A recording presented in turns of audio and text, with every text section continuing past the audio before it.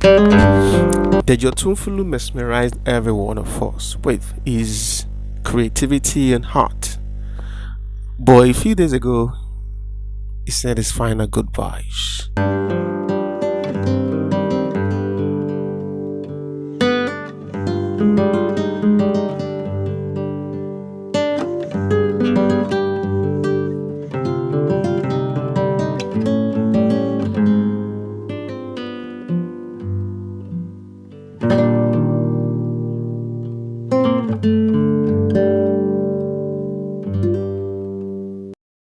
Born Kunle Makinde Adekola, a native of Abeokuta in Ogun State, DEJO was born on 31st of May 1972 in Idumota, Lagos Island area of Lagos State.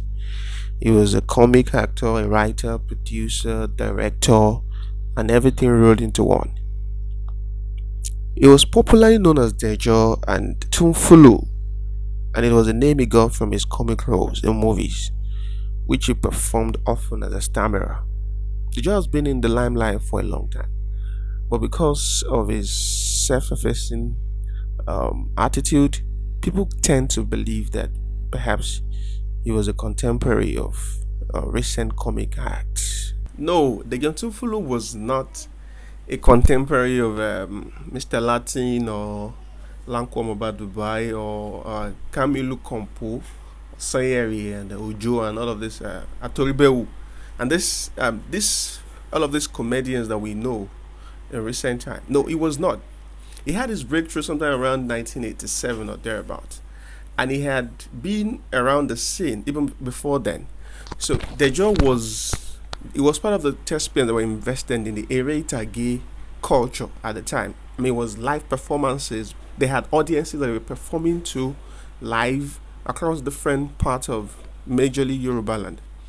And they were trained in the culture of Itage, and that's why they could perform when they get on set. So, I mean, he had been around from those years, through the years of celluloid, through the years of home video, through cinema, and even now that we have skit makers everywhere. So he was not a part of the generation that we see today. níbo ló ti rí kẹ̀kẹ́ yìí. Ṣé bí mo rẹ́ǹtì ẹ ni? kò lẹ́ẹ̀ jí kẹ̀kẹ́ yìí. níjọ́ wo. Àná èrò ló sọ. 10 naira. látàná. oṣù tó yẹ látàná tó jẹ́ pé tẹ́lẹ̀ ra ìṣẹ́jú márùn-ún ni ìṣẹ́jú márùn-ún ìṣẹ́jú mẹ́wàá. kí ló wá ṣe tó o ṣe gbé kẹ̀kẹ́ náà padà látàná. Mo ti fẹ́ dá padà látàná ṣùgbọ́n nígbà tí mo wá lọ gba ibi tí wọ́n máa ń sin àwọn òkú sí yẹn àwọn òkú dẹ̀ dàgbò sílò sílẹ̀. eré wa jẹ́ bíi mọ́ọ̀lù àbíọ́jọ náà rẹ̀ vù lójú ẹ. Yeah, DEJO was in the league of the Lukuluku Bantashi of this world, the Ekwokinkins, the Koledowos, the Bariolodos of this world. I mean, Jemisi Dekbe. I mean, Baba Elesho, Ajiribi, and all of those guys. It was a part of that generation of thespians, of comedians, of the Lawuris of this world, and Omoladu. So it was a part of that vibrant generation of comedians that we had that made the Yoruba movie industry quite thick at the time. Perhaps because he was not the loud kind of person, or the kind of person that brags about his accomplishment or his staying power in the industry.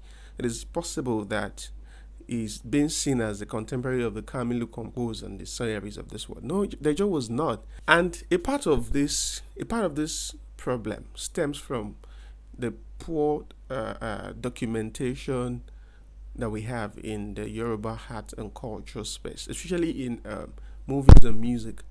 The documentation is not as you expect. So when people say these things about some of these thespians, then it's quite disturbing, and that's what we're trying to do with this platform, to engage with the actors, the actresses, the musicians, and the era within which they operated in the industry, and the various issues that define their era.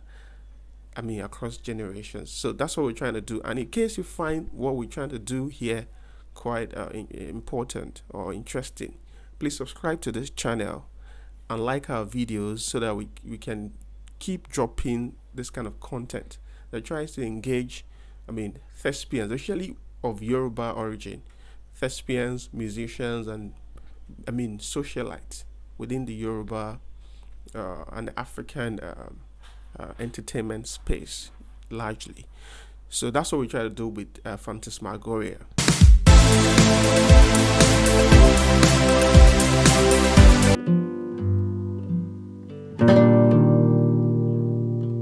He just started his education at the Ansarudin Primary School in Lagos Island, Lagos State, where he's obtained his first school leaving certificate. He had his high school education at Dolphin High School, Ipute Lagos Island, where he's obtained his school certificate. He followed his education by attending the Modern Way Nigeria School of Printing for certificates in printing. As a thespian, they just started off acting way back in high school when he joined the Entertainment Society, a drama club in his school. He was into stage performances in the early 80s. He lived in close proximity with superstars like Madame Shaje, Ajirebi, and other bigwigs in the Nollywood scene while growing up. So he had opportunity of receiving training from them even as a boy. Well, the just brand of comedy was one that was received with mixed feeling, in the sense that his major strength was in performing like as though he had a disability. In terms of, he stammers and he behaves like he had a disability, and because of the sensitivity that people have towards that kind of character, it was bound to have different interpretation from different people. I think his generation, the generation within which DEJO performed at the height of his glory, had little issues with stuff like this. So the reception was not really critical. But this generation and the generation that we had before this, the critical, the level of criticism is different from what we had in the past. So people have this perception of whether it is right to mimic people with certain disabilities. So it is possible that could have affected his popularity and, of course, his acceptability within these audiences that we have in contemporary times.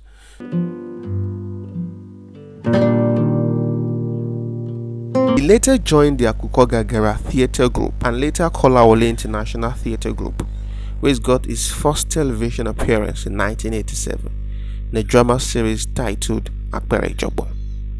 Akpere Jobo was produced by Kolawole International Theatre Group. He is said to have shot into the limelight for his role in the movie Omoro, which featured Lalude. The movie I found quite most fascinating from DEJO TUNFULU was Owo Omago. Owo Omago was one of DEJO's, if not DEJO's most important project when it comes to storytelling. Owo Omago had DEJO perform the character the regular DEJO TUNFULU kind of character, and he rose to become a governor of a state. He was able to show that there's ability in every disability, and that's the power of storytelling. It was DEJO TUNFULU at his storytelling best, for me anyway. So Oh My God, for me, takes the cake in all of DEJO's movies. So, and of course there are several other ones, Bodaude and all of that, but Oh My God was, for me, his most fascinating work.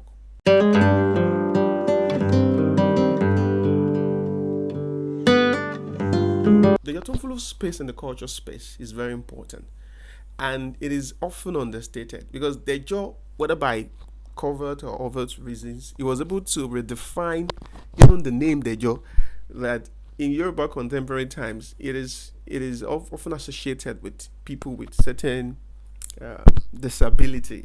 So when you say somebody is DEJO or is acting like a Tomfoolery, so it's assumed to be acting like someone with little or no sensitivity when it comes to social awareness, or somebody that acts like a dunce. So DEJO brought, redefined their name, maybe in negative or positive light, maybe, but he brought the life to that character, And it speaks to his to his staying power, that for like 3 decades or more than that, he was in the scene. And because he started way earlier than many of his contemporaries, so people felt that he was just part of these guys that we see now. No, he started very early, and so he's been around for over 3 decades, and he brought that character to life in a way that he redefined it in our own perception, even in our perception as audiences. When you say Dejo, even in conversations in Yoruba land, you say Dejo, it's often seen as somebody with very little social awareness. Some of his most popular movies are known as Jide Jendo, Ali the Drummer, and some other movies like that. He died and has been buried, according to Islamic rites, in Ikorodu area of Lagos State. My only worry, or my only major concern as far as Dejo's career and life was involved, was that Dejo was one of those generation of Yoruba movie makers who were invested in the in the Eritage and the evolution of the industry from the days of celluloid through home video, through cinema, and what we have now, the skit makers everywhere. But unfortunately, as we saw during his burial, it was not lucky enough to make as much in terms of financial rewards. It wasn't lucky enough to make as much as he must have invested. Today, unfortunately, maybe because it might be a concern, it might be an issue of a generation, because now we have so many companies, MTN, Airtel, Glo, the big tech, investing in our heart. Signing them on ambassadorship deals and all of that. But all of these things were not really in place at the time, at the height of his own reign as a comedian.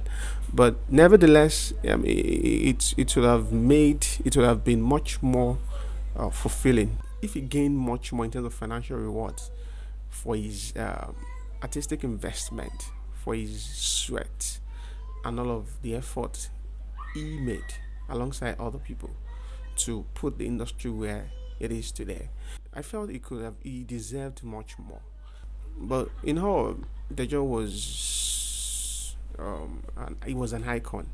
He remains an icon, and he will be remembered for putting a smile on the faces of many film lovers, especially the Yoruba people that love to watch his movies at the time. I like you. Owo, ṣó ti yẹ nísìn. Bàtà tó bá like you. Kó tún wọ ege nù. Ṣó gbọ́rọ̀ mi nísìn. Kó bá mú ẹ̀gbọ́n lè wọ bàtà mẹ́ta pọ̀. Ó lè wọṣọ mẹ́ta pọ̀ náà. Kó wọṣọ mẹ́ta pọ̀. Kó wọ gbogbo ẹ̀ pọ̀. Bó bá ti di láàárọ̀, má bẹ́ẹ̀ anybody sọ̀rọ̀. Wọ ṣáàjì ní ìdajì kó máa lọ síbẹ̀. Tí o bá gbà fẹ́ kó sọ pé mi kọ́. Orúkọ ẹlẹ́mẹ̀ta. Sábúrì. Ọmọ no network. Sábúrì ọmọ no network. Sábúrì ọmọ no network. Lẹ́mẹ̀ta. Ẹ̀mẹ́ta. Tó bá gbà fún ẹ tó bá ti di fada bẹ́ẹ̀ mi lórí dúró. Bẹ́ẹ̀ orí mi kúrò. Láwọn orí títí àárọ̀ la mọ bá ṣe máa yanjú ẹ̀. Èmi kan mi lè tẹ̀lé ayé tẹ̀lé lọ wọ́n tẹ̀lé yan lọ tó sí obìnrin. Dejo was one of our best, and may he find rest.